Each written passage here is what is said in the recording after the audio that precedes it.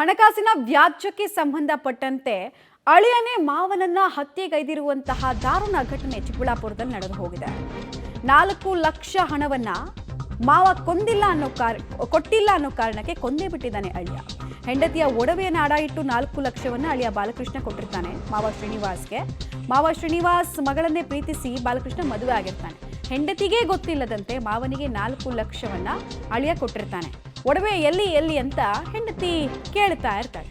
ಇದರಿಂದ ರೋಸಿ ಹೋದಂತಹ ಪತಿ ನೇರವಾಗಿ ಹೋಗಿತ್ತು ಮಾವನ ಬಳಿ.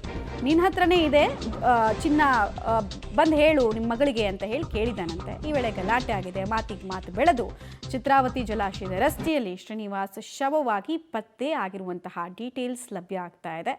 ಒಂದು ಕ್ಷಣದ ಕೋಪ ಮತ್ತು ಹಣಕಾಸಿನ ವ್ಯಾಜ್ಯ ದುರಂತ ಅಂತ್ಯವನ್ನು ಕಂಡಿರೋದ್ರ ಡೀಟೇಲ್ಸ್ ನೋಡಿ. ಅಕ್ಯೂಸ್ಡ್ ಒಂದು ಕಡೆಗೆ ನೋಡ್ತಾ ಇದ್ದೀರಾ, ಹಾಗೆ ಕೊಲೆಯಾದಂತಹ ದುರ್ದೈವಿ ಶ್ರೀನಿವಾಸ್ ಇವರನ್ನು ಕೂಡ ಗಮನಿಸ್ತಾ ಇದ್ದೀರಾ. ಅಳಿಯನ ಹತ್ರ 4 ಲಕ್ಷ ಇವ್ರು ಇಸ್ಕೊಂಡಿರ್ತಾರೆ, ಬಟ್ ವಾಪಸ್ ಕೊಟ್ಟಿರಲ್ಲ. ಅದು ನೋಡಿದ್ರೆ ಮಾರ್ಟ್ಗೇಜ್ ಇಟ್ಬಿಟ್ಟು ಕೊಟ್ಟಿರುವಂತಹ ಹಣ ಆಗಿರುತ್ತೆ. ಸೊ ಜ್ಯುವೆಲ್ರಿಯಲ್ಲಿ ಅಂತ ಹೆಂಡತಿ ಕೇಳ್ತಾಳೆ. ನಮ್ಮ ಇನ್ವೆಸ್ಟಿಗೇಷನಲ್ಲಿ ನಮಗೆ ಒಬ್ಬರು ಆರೋಪಿ ಸಿಕ್ಕಿದೆ. ಅವ್ರದ್ದು ಹೆಸರು Balakrishna, son of Venkateshappa, 33 years age. ಅವ್ರದ್ದು ಮೊಬೈಲ್ ಅಂಗಡಿ ಇದೆ, ಶೆಟ್ಟುವಾರ್ಪಲ್ಲಿ ಅವ್ರದ್ದು ವಾಸ. ಸೊ ಬೇಸಿಕ್ಲಿ ಇವರು ನಮ್ಮ ವಿಕ್ಟಿಮ್ದು ಅಲಿಯಾ ಇದ್ದಾರೆ. ಅವರು ಸನ್ ಇನ್ ಲಾ. ಬೇಸಿಕ್ಲಿ ನಮ್ಮ ವಿಕ್ಟಿಮ್ದು 3 ಮಗಳು ಇದೆ. ಸೊ ಇದು 2ನೇ ಮಗಳದು ಹಸ್ಬೆಂಡ್ ಇದ್ದಾರೆ ಅವರು.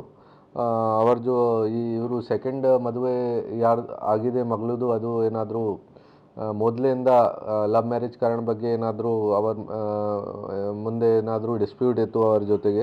ಬೇರೆ ನಮ್ಮ ಇನ್ವೆಸ್ಟಿಗೇಷನ್ ಪ್ರಕಾರ ನಮಗೆ ಫೈನಾನ್ಷಿಯಲ್ ಡಿಸ್ಪ್ಯೂಟ್ ವಿಚಾರ ಬಗ್ಗೆ ಕೂಡ ಮಾಹಿತಿ ಸಿಕ್ಕಿದೆ ಕಿ ಯಾವುದು ಸೈಟ್ ವಿಚಾರ ಬಗ್ಗೆ ಇವರು ಲೋನ್ ತಗೊಂಡು ಇವರಿಗೆ ವಿಕ್ಟಿಮ್ಗೆ ಕೊಟ್ಟಿದ್ದಾರೆ ಮತ್ತು ಅವರಿಂದ ಕೇಳ್ತಾ ಇದ್ದಾರೆ ವಾಪಸ್ ಕೊಡೋಕ್ಕೆ ಅಥವಾ ಸೈಟ್ ರಿಜಿಸ್ಟರ್ ಮಾಡೋಕ್ಕೆ. ಬಟ್ ಅದು ಆಗಲ್ಲ.